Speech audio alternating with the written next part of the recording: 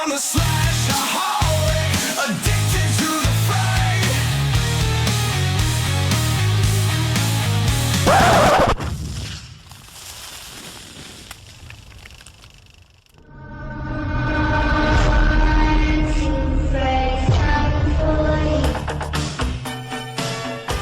Be seen in your dream.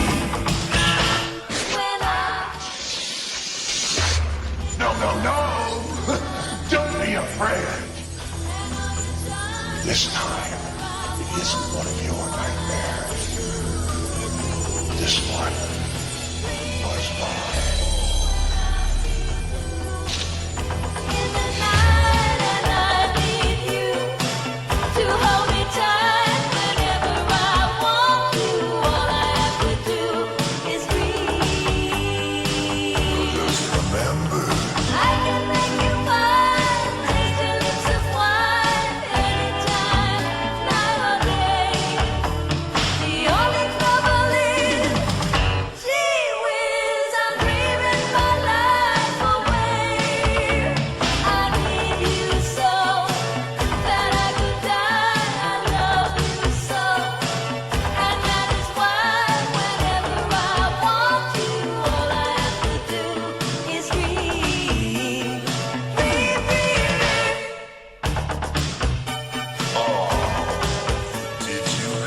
Freddy?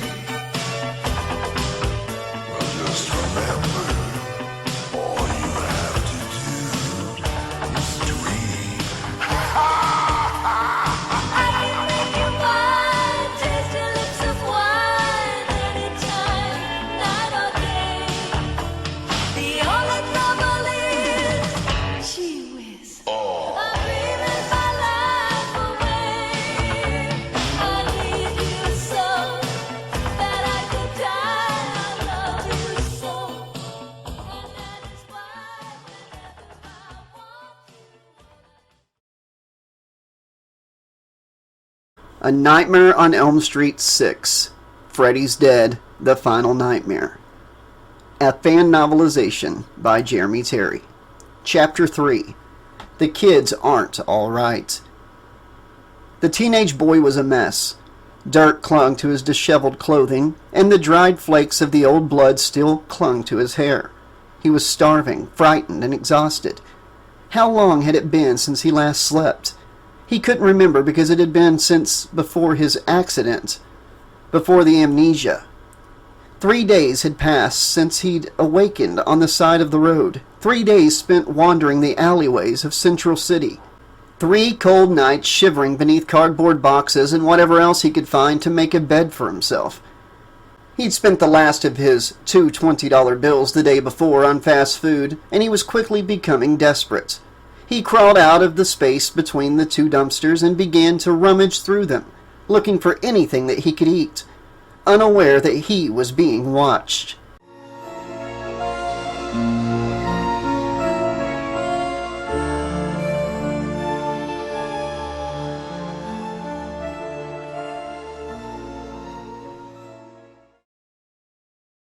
Central City Police Officer Browning sat behind the wheel of the cruiser parked on the curb at the entrance to the alley. His rotund partner, Officer Jack Brunson, sat in the passenger seat beside him, idly picking at a pimple on his chin. Both men watched the teenager digging through the trash behind the run-down Chinese restaurant with a jaundiced eye. "You ever seen this junkie before?" Officer Brunson asked. Browning shook his head. "He's a new one." The pimple popped and Brunson wiped the pus on a napkin. "Well, that's just beautiful. Another morning shot doing juvie paperwork." "Screw that shit," Browning said, opening his door and getting out of the cruiser. "Let's stoop him up and drop him at the shelter. Let the bleeding hearts do the typing." Brunson smiled broadly as he joined his partner by the car's hood. "Smart man. I knew there was something I liked about you."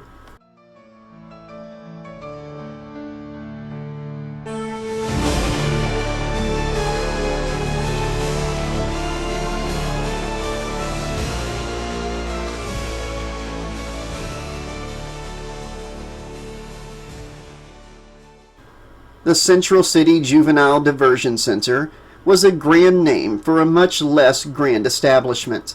The building began its sordid life almost 100 years before as a high school before being shut down in the late 70s, when a new school building was built in a more upscale part of town. The building sat vacant for almost a decade until one altruistic doctor took a leap of faith and set the old facade on its new path. That being said, altruism and affluence didn't always keep each other company. Still, an effort was being made to bring the old school back to life. Scaffolding lined the outer walls and stood along inner corridors, each laden with buckets of paint and pails of spackle. Graffiti was being covered, though not quite as fast as it was being put up, and broken windows replaced. All in an effort to provide its wayward residents with a decent place to call home while they were away from their actual homes. Such as they were. 16-year-old Spencer had his doubts he could call the place he came from a home. Sure, it was big enough and had everything a kid could possibly want, save for warmth and affection. How many times had his hand been slapped when he tried to touch a painting or a vase? How many times had his father told him that a good kid was supposed to be seen and not heard while in the company of adults? He didn't know, but he was sure that the number was far greater than the amount of times his father had tucked him in or given him a hug and kiss goodnight. And what about his mother?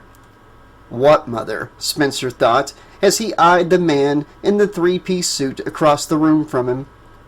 She was an unknown concept, a faceless stranger seen only in his dreams. He didn't even know her name. All he knew was that she'd worked for his father's company, and that his father and she had a romantic fling over Christmas one year. Father couldn't have any scandals, of course, so she was packed off to a villa he owned overseas when she found out she was pregnant. A deal was struck. She would give up her rights to Spencer and not contact his father after the birth. In return, she was given enough money to live quite comfortably for the rest of her adult life. He even had her sign a non-disclosure agreement. No loose ends. All squared away just like Father liked. That was the way of life in Spencer's house. You did everything just the way Father liked. And if you didn't, well, you might find yourself locked in your room for a few days until you came to see things Father's way. He was 14 when he ran away from home for the first time. Looking back on that now, Spencer had to laugh at himself. He'd been a stupid, naive kid, too scared to venture into the unknown. The police found him at a playground less than a mile from his house a couple hours later. He'd done much better the second, third, and fourth times. The other kids in the shelter looked down their noses at him when they learned his story. All they saw was a spoiled rich kid who didn't know what living a hard life truly was. They didn't understand that he wasn't rich, that everything belonged to his father, even him. They didn't understand that sometimes the scars were on the inside. "Spencer," said his dad, hands clenching and unclenching at his sides, "I want to make sure you understand our situation. In 1 week, you walk out of here and I expect to see some changes in your behavior when you get home." He'd heard it all before. Shape up. Don't slouch. Comb your hair. It always came down to one thing. The most important thing in his father's world. Don't embarrass him. Spencer reached into his pocket and pulled out a handheld video game and began to play it.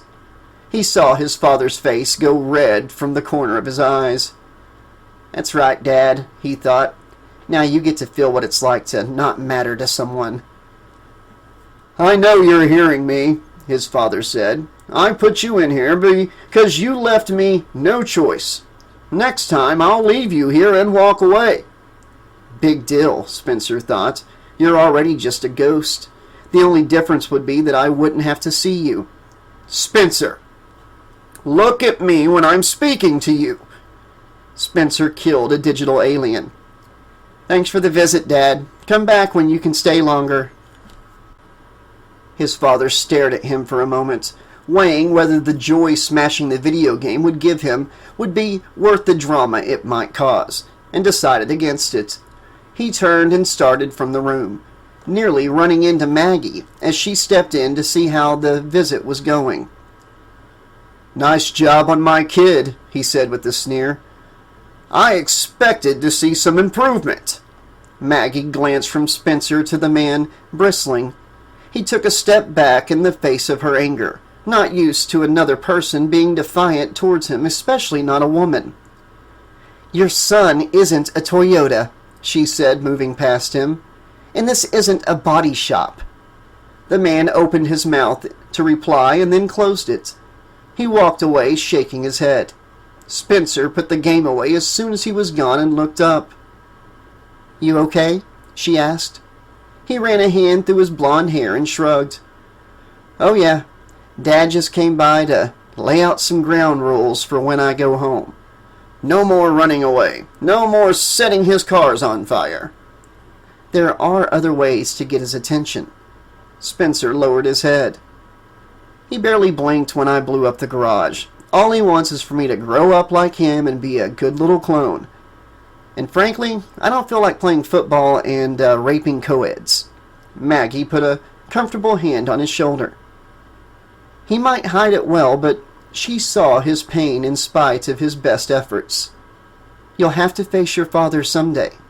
Spencer started to say something and froze when an orderly named Kelly walked in with a pipe bomb clutched in his hands. He held it out so teenager and counselor could get a good look. "Look what I found in Spencer's room." Spencer stood up, grinning sheepishly. "Oh, that. I was teaching some of the kids survival techniques." "Survival techniques?" Kelly asked. Spencer shrugged and then ran from the room.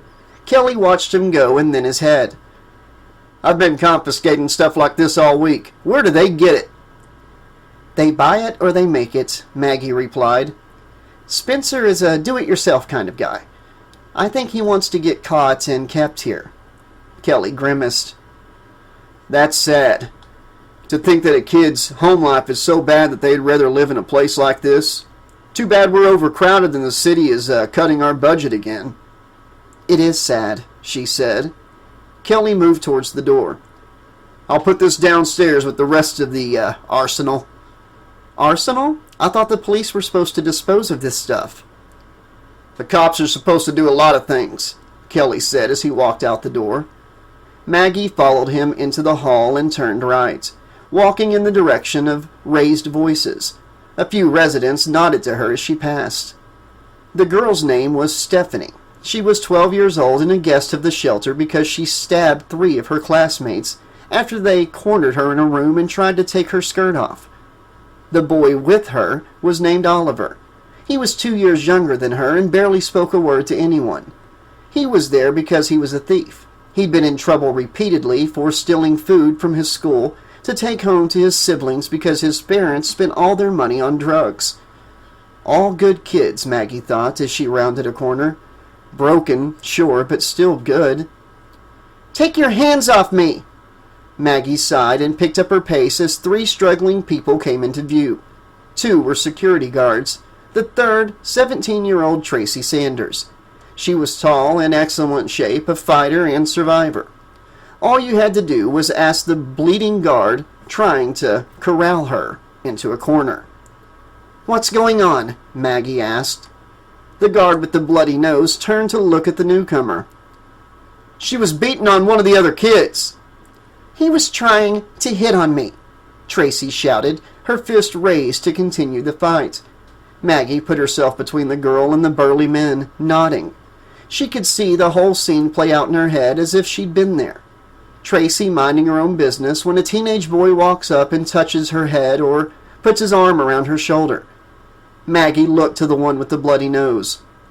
"She doesn't like to be touched." The man pointed to his nose. "Neither do I." "I'm sorry about that. I'll take things from here. Thanks for your help." The guards glanced at each other and then turned away. What else could they do? Maggie and Doc Cotto were the bosses at the shelter. The guards didn't get paid enough to argue with them.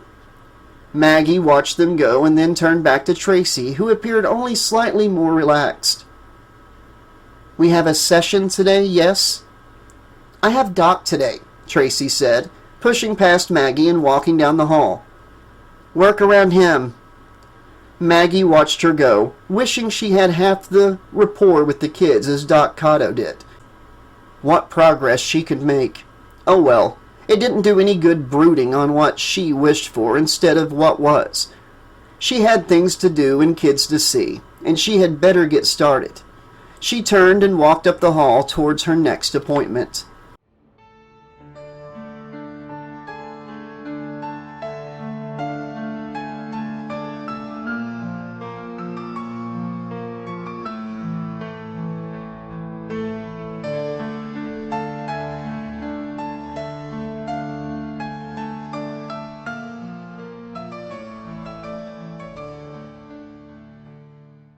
Chapter 4. Dream Therapy.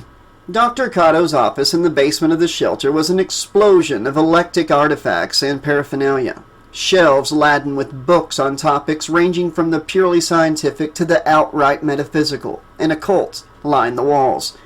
Pictures and paintings hung over the shelves, their subjects hinting at no common theme. Maggie took all of this in as she walked in and then turned to the office's owner. Dr. Cotto was a big man with a friendly face and expressive eyes. He was 48 years old and one of the most brilliant people she'd ever met. He should be working at a university somewhere, conducting research and publishing best-selling books about the results. Instead, he was cloistered in the basement and relatively unknown to his peers. All because of his extreme theories, she thought, as she crossed to the desk and plopped down in the seat beside him. "What's up, Doc?" she asked. Doc flipped another page in the file he was reading. "Like I haven't heard that one a million times before." Maggie crossed her legs demurely and smiled at him. "It's still fun to say.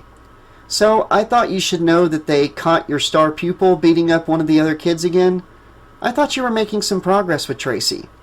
Doc closed the file and moved to sit behind his desk. "I get 23 minutes a week with these kids. With that kind of attention, be grateful she didn't kill him." "Nice attitude for a therapist," she said, trying to get a rise out of him. Doc just held his hands out in a what-can-I-say gesture. "You know the truth. Tracy's buried some deep trauma inside her head. Something to do with her father. Conventional therapy isn't going to help her." Maggie sat forward in her seat, eager to take up an old argument again. "But your dream therapy will?" "I can reach these kids through their dreams," he answered. "It's where they hide all their bad shit, including their worst fears. You give me half a chance and I might even help you with your little problem." Maggie frowned, unhappy with this sudden change in the conversation. "I don't have a problem. I have a recurring dream, and I'm handling it, thank you very much. Besides, we don't get paid to be dream doctors." Doc Cotto grinned. "We barely get paid at all, so I might as well do what I think is right." "Don't we all try to do that?" Maggie asked. She sat forward and picked up a pair of red and blue 3D glasses from the corner of his desk, twisting them between her fingers. "What are these for?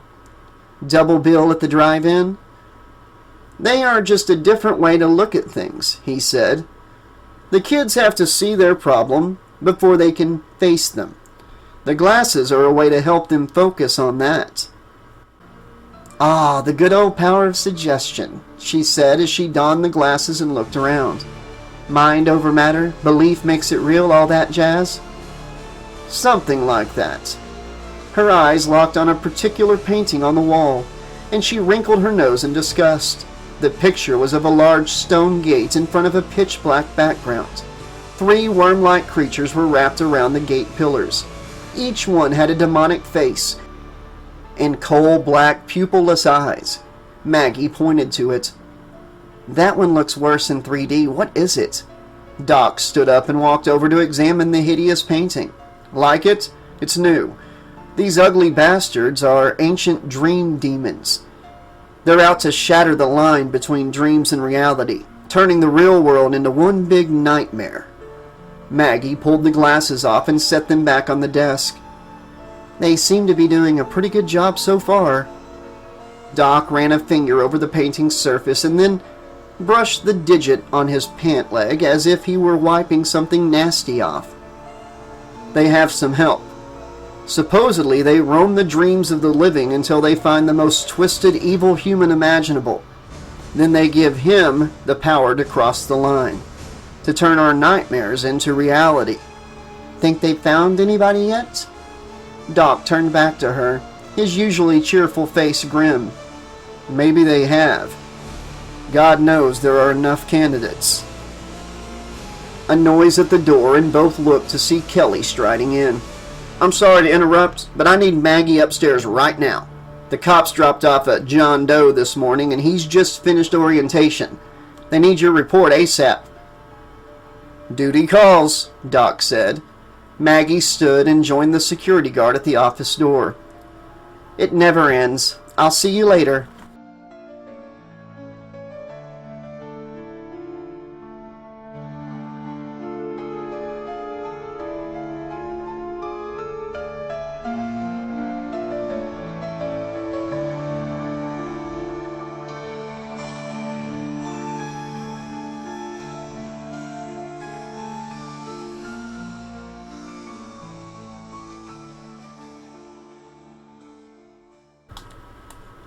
Heavy metal music pounded from the fitness center's speakers as Tracy punched a heavy punching bag over and over again. Sweat dripped from her hair, the tip of her nose. The 16-year-old boy holding the bag watched her with something close to awe. His name was Carlos, and he was dark-haired, thin, and deaf in his left ear. He wore a hearing aid in the right, which allowed him to hear fairly well, though he was nearly completely deaf without it. This girl is bad, but the fans love her. But the fans love her, he said in his best sports commentator voice. This underdog from the streets is preparing to duke it out with the heavyweight champion of the world.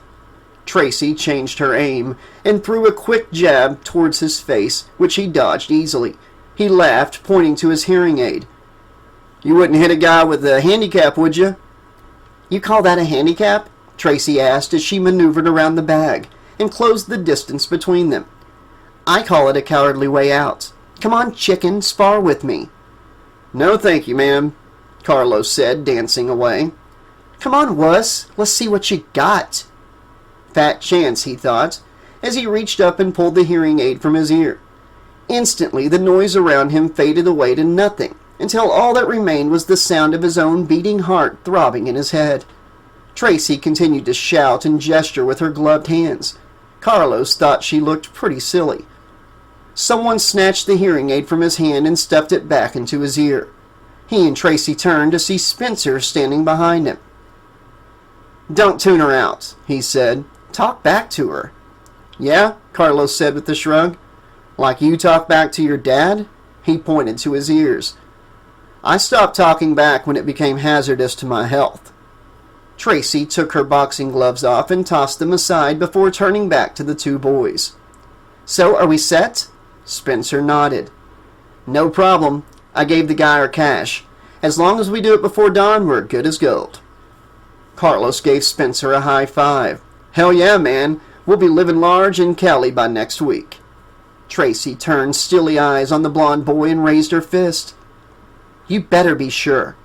Spencer glanced down at her balled-up hand. Trust me, I've got all the bases covered. I need to get out of here even more than you do.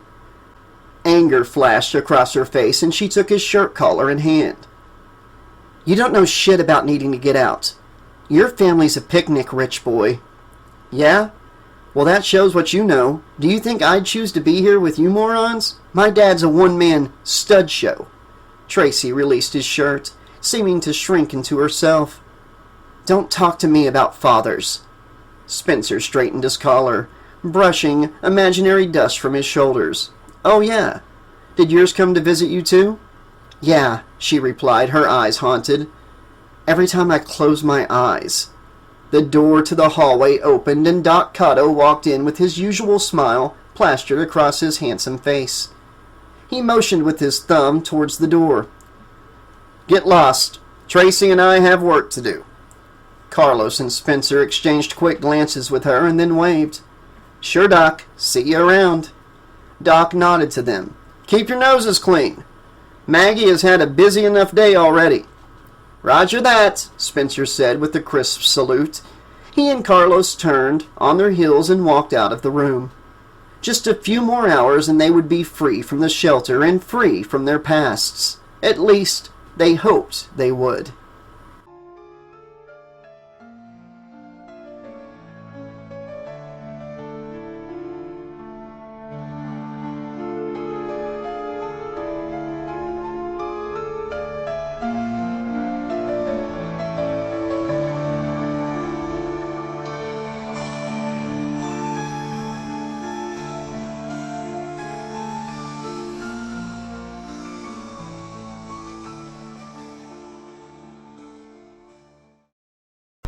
Okay, Slash-a-Holics, this has been chapters 3 and 4 of Freddy's Dead, The Final Nightmare, the fan novelization by Jeremy Terry. We got to meet a pretty big chunk of our cast in these chapters, and I really enjoyed them. I'm looking forward to what Jeremy's going to do, expanding the story of Freddy's Dead. The Doc is one of my favorite characters. Maggie comes in a close second. You know, the cast of teenagers in the movie, Spencer and Tracy and everybody, were kind of forgettable, you know, after you've seen the movie. But I feel like if anybody can give them life and really bring out these characters and flesh them out better, it's Jeremy. And I can already see that he's doing that, getting us in their heads a little bit and everything.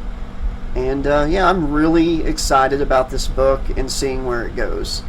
I hope you all enjoyed these 2 chapters tonight as well, and you are excited about this book. If so, please let Jeremy know what you thought of the chapters and the book so far, what your hopes and stuff are going forward for any creative liberties he might have taken, or story expansion, those sort of things. And I'll be back very soon with more chapters. If you haven't done so already, please subscribe to the channel, click the like button, drop a comment. It really does help the channel get spread out more into the algorithm and recommended more. And if you want to go the extra mile, you can do a super thanks comment, or a one-time like tip to the channel through PayPal or Cash App, or become a channel member or Patreon member, or even hit up Cameo or our merch store. So many ways to help the channel out. All the information is in the pinned comment and description below. But honestly, the best way to help the channel is to subscribe and spread the word. And I appreciate every single one of you. Be excellent to each other, and until next time, pleasant dreams! See you soon.